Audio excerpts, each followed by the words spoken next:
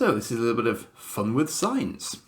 And what I'm going to try and show you is a very, very common old garden way to clean battery contacts that have become rather blue and therefore not very functional over time.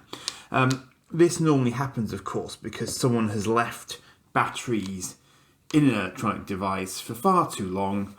The batteries have leaked that little bit, and so what we've got is alkali residue left on the contacts, which means that there is no electricity flowing from a battery to the contact anymore. So you can get contact cleaning fluid from places like Amazon, obviously, but what I'm trying to do here is just use common old garden vinegar. And why? Because, science folks, vinegar is acidic. So when you mix an acid and an alkali, they have a little party, and hopefully your contacts end up cleaner at the end of it. Now, this is a Thunderbird 2 from Matchbox, so it's quite an old school kind of vehicle, but it has stood the test of time, so I'm not too worried about fiddling with it like this. Obviously, anything you choose to do along these lines is entirely at your own risk. And I have already, unfortunately, clobbered another battery compartment of a similar Matchbox Thunderbird 2 because the actual contacts themselves came off, strangely.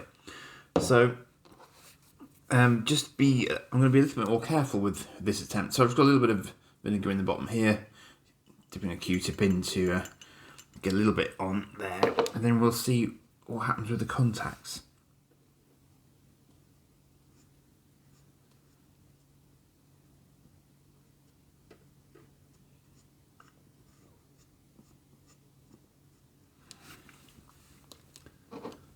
I'm not actually having a huge reaction.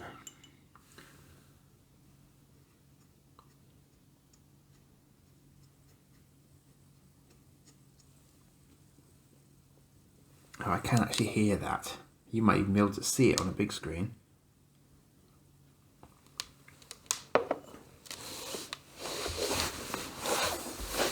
So I'm just having a bit more joy with that.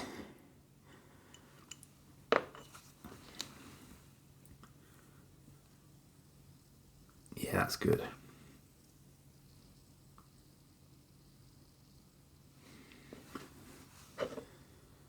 I'm trying to be as gentle as I can on the actual contacts, but also be getting enough liquid in there to actually make a difference and start the reaction. Let's try this one as well while we're here.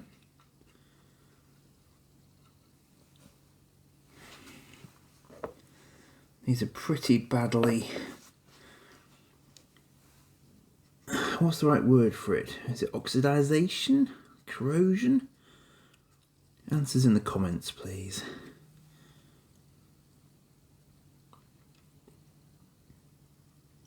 It's definitely doing a nice release of something. Would it be hydrogen, I wonder?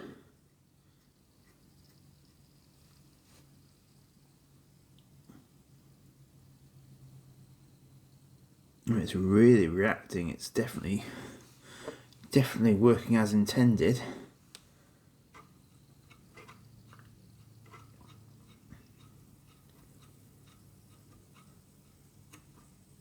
And it's a wonderful thing about these old toys that when you do this sort of exercise and you can actually still coax them back into life. I mean, it's crazy that something this old could be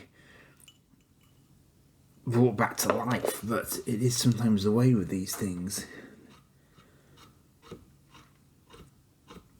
Now, I've no idea whether this is the most sensible option for this sort of affair. It may well be that these cleaning fluids that are advertised on Amazon are in fact a much more sensible way to do it.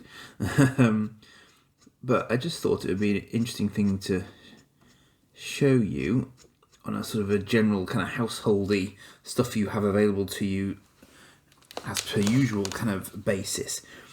I mean, this is, although it's working, I think it's being also being a lot more resilient than I expected, because this last bit here is just, it will not be anything but blue, it seems. And given my past experience, what I don't want to do is try and rub it so hard that it actually breaks the contact, because that's the last thing I want, obviously. But it is just being very, very resilient.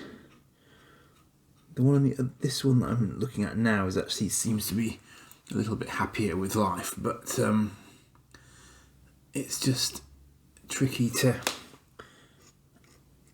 do it without damaging them, I think. I may just need to leave them for a little while. Let me have a look at the one on the other side. See if I can get...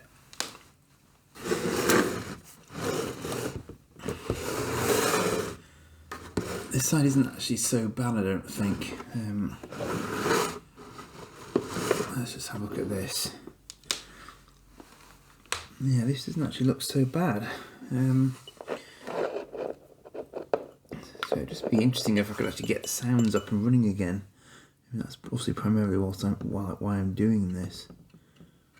These contacts actually look to be in quite good shape over on this side.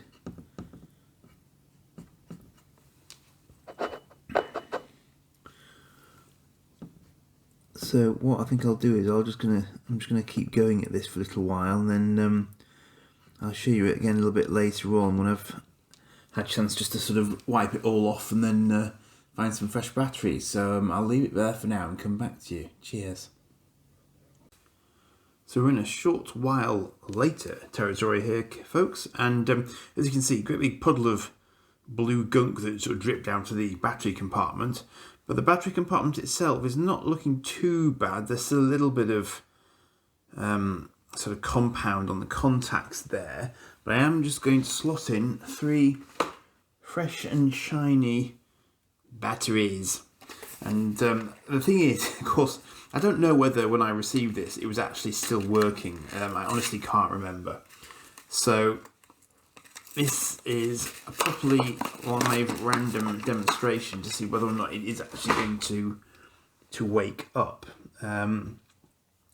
What I'm not doing is wearing my glasses, which is at my age is unwise when you're trying to do anything that requires vaguely close up